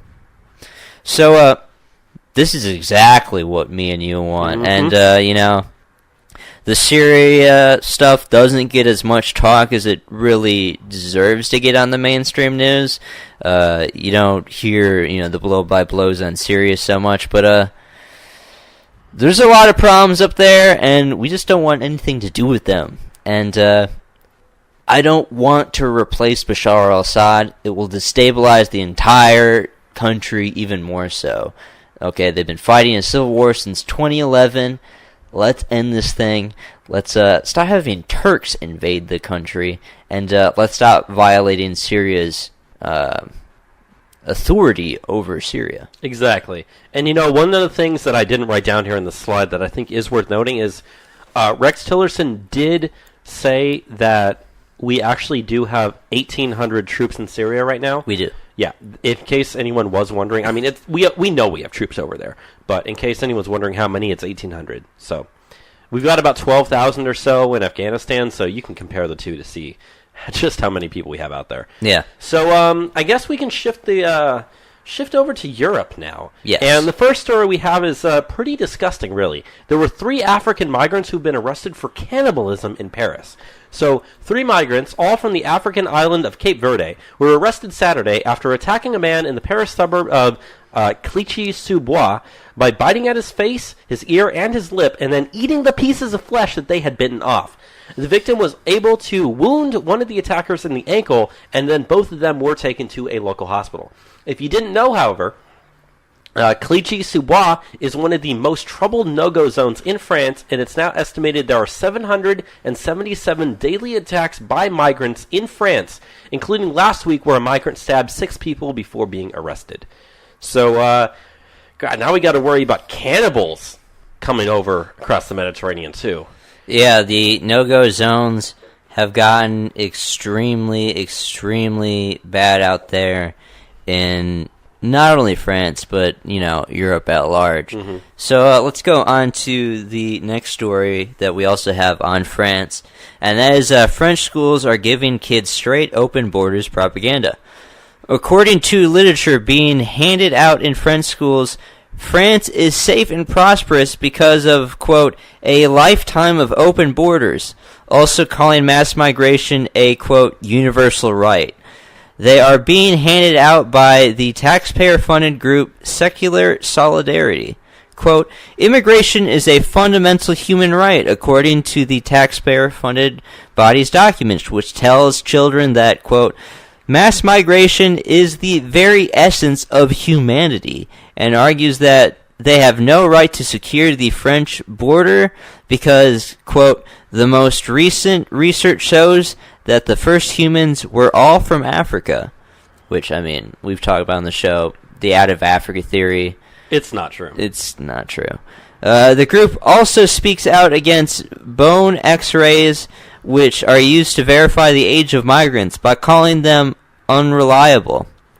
Worse than unreliable, in fact, the organization goes on to imply age checks by the state are a racist assault on people from other cultures, describing any attempt at gauging the age of persons demanding taxpayer resources to be an attack on the physical integrity of the child. Which, we've gone on many studies they've done of these child migrants. The vast majority that claim to be child migrants are older men. They're adults. Yeah. They're mostly in their, early to late 20s, but they're definitely not, 14-year-olds, 18-year-olds. But yeah, this is the stuff that a taxpayer-funded body gives students. Yeah, handing out pamphlets, little brochures. To impressionable children. Mm-hmm. They'll be led to believe that France has had a lifetime of open borders, which is not true whatsoever. Yeah. And unfortunately, their parents know that's not true. Their grandparents sure as hell know that's not true. And yet, they're being propagandized. They're being essentially brainwashed to believe this sort of stuff. And you know what the open borders lead to? The no-go zones where 777 migrants a day attack people in France. Where you get African migrants cannibalizing French citizens. Biting people's ears, biting people's faces, biting people's lips, and then eating all of it. Yeah. It's absolutely disgusting. Pretty crazy stuff. Let's move on, though. The European Union rejected a Hungarian city for their capital culture project because it's too white and happy. The European Union Capital of Culture competition has rejected the Hungarian city of blah, blah, blah. Székesfehérvár after claiming a video of the city showed it to be too white and Christian. According to the city's mayor, the panel on the competition dismissed the city as a, quote, propaganda film of white Christian Europe. Everyone is white, happy, and dancing in the streets. The EU Capital of Culture competition likes to highlight different European cities to show them off, but decided against its Hungarian city because it wasn't diverse enough. So, I guess, Europe can't be Europe, can it? Have you seen the video that they're talking about? No, I have not. Have you? So, yes, I have. It's a video that kind of highlights, the beauty of the city and how happy the people are. It kind of has a lot of dancing. It shows people at a restaurant and stuff. It's all altogether pretty happy stuff. I think in the course of the video, I saw one person that wasn't white. But I mean, the composition of the city itself is almost exclusively white to begin with. And yet, it's rejected as a European city of high culture because it is what it is, a Hungarian city. It's a little strange. I guess to be a European city, you need to be a city that highlights diversity and immigrants. You can no longer celebrate your own culture. Yeah. You can't do that anymore, and that is absolutely insane. Very, very weird stuff. Yeah, that's it for Europe. We did. Yeah, my bad. I had these out of order. My bad. Yeah. So let's move on to the Americas. Yeah. So the story we got out of here, I think this is our only story out of the Americas. So the Mexican president is canceling his White House trip. So Mexican President Peña Nieto has decided to cancel his upcoming March trip to the White House to meet with President Trump. The decision to cancel came after a heated phone call between the two leaders, which ended in a political standstill. According to the Washington Post, Nieto canceled because Trump would not publicly affirm that Mexico would not be paying for the border wall. So, okay, that's all I have to say about that. Like, I don't care. Yeah. I mean, why do we need to talk about this guy? He's going to pay for it anyways. Yeah, we're going to tax those remittances, and that's going to be that. Yeah, we don't need to deal with these, little players on the world stage. So, yeah, screw Mexico. Mm-hmm. Going now on to Africa. I mentioned last week that President Zuma resigned, and this is what their new president, Cyril Ramaphosa, has to say. New South African president wants to take white-owned land.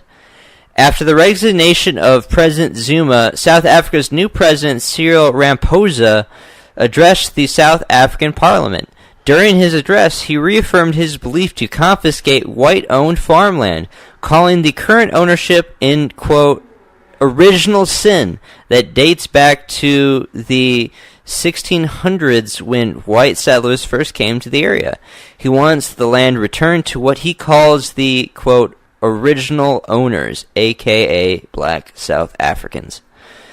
So, yeah, we obviously know a lot about South Africa. We know people that live there. We know people there right now. And, it's crazy that you can say this because whites only make up a 2% minority of South Africa. Very, very small. Very, very small. You can advocate taking away things from a minority group, and on the world stage, no one cares. Nope. Whatsoever. And they're going to kill them in the process. Yeah, people will die when they do this. It'll be the same as what happened in Zimbabwe when they did this. It won't be good for anyone involved, but, Julius Malema and his economic freedom fighters, they're very incensed. I mean, at the end of last year, they were threatening to do it themselves, but I don't know. Now they got Cyril Ramaphosa, who agrees. He wants to go do this. It's not going to be good. I think when I saw the news on this and how they're having a new president, I think that maybe we should reach out to Simon Roach and talk about the new developments pretty soon here. I think that'd be good. I think we should. But yeah, very scary stuff, and I don't want friends of mine to be killed when their land's taken away from them. So, bad stuff. Let's go on to the last story that we have for this week, though, in Asia. Such a good story. I love it. Out of the Philippines. So, Duterte is saying, kill a communist, get $425. So, Philippine President Rodrigo Duterte is offering a $425 bounty for every communist rebel that's killed by government forces. He says this is an incentive for them to do better in their fighting. He told the crowd, quote, "If you work really hard to crawl across the forest, you'll surely be able to shoot even just one. If you can shoot a bird above you, then how much more can an MPA whose head is so big?" Once again, his remarks made the crowd laugh. The bounty, which is set at 25,000 pesos per communist, roughly translates to around 340 British pounds or 425 United States dollars. Philippines is a very poor country, so, that's a good amount of money to kill a communist. I mean, that's a good amount of money even for here. Yeah, they were saying that if they actually... If you're in, Austin, Texas, and this is the thing, you can make a lot of money. Holy shit, I'd be a fucking millionaire. Yeah, very quickly. Not that I advocate violence. Not that we're advocating this. We're just talking hypotheticals. But, the Philippines has a lot of communists, too. These communist rebels, and we've talked about what he has to deal with out there. They blow up a lot of stuff all the time. They cause a lot of violence. They're fighting a civil war against these people. So, I don't know. It's a good incentive. People will definitely be... I mean, they don't like the communists either. They'll definitely take up his offer on this. For sure. It's funny, Duterte, a couple weeks ago, also got in trouble for saying, in regards to these communist rebels, because, amongst their ranks, they're egalitarians, they have women. Mm-hmm. So he said, shoot them in the pussy. Oh, God. So, shoot a female communist in the pussy. I will give you $425. I'm Rodrigo Duterte, and I know how to run things. And the crowd goes crazy. The dude is... Yeah, he's violating human rights, all the time, but he's extremely popular. The stuff works. Yeah. No matter what you have to say about what he does. I always love when we end our episodes on a Duterte story. We've try to when there is. Many times, and they're always so good, too. It always makes me feel high energy at the very end. Mm-hmm. But, yeah, speaking of very end, we're at the end of this episode. Any things you want to say, Bobby, before we go? I mean, you're still up here volunteering for the or not volunteering. I'm working for the campaign. Work for the You're campaign. working for the campaign, so you'll be up here at least until March 6th. So yeah, after March 6th, I'm going to spend a couple days watching my mom's dogs, and from there, see what I'm going to do. Well, hopefully we'll be back to the regular show format, being able to live stream and stuff. At least you'll probably be in the same area, so yeah, that shouldn't be too much of a problem. I might be moving back to San Marcos pretty soon here, so things will be easier. But yeah, I don't have anything else to say than thank you for getting us past the 3,000 downloads mark, and as I said, try and recommend the show to one other person. Just one other person is all we ask. And also, I want to say, if you're someone who's been around since the beginning, thank you so much for sticking around for the last 50 episodes. It's been a blast. Here's to 50 more. Here's to 1,000 more. Yeah, and with that said, thank you for listening to another episode of Trump Public Radio, and have a good one. Goodbye, everyone. Goodbye. All right, let's It's only 2 hours. Here, hit the stop button.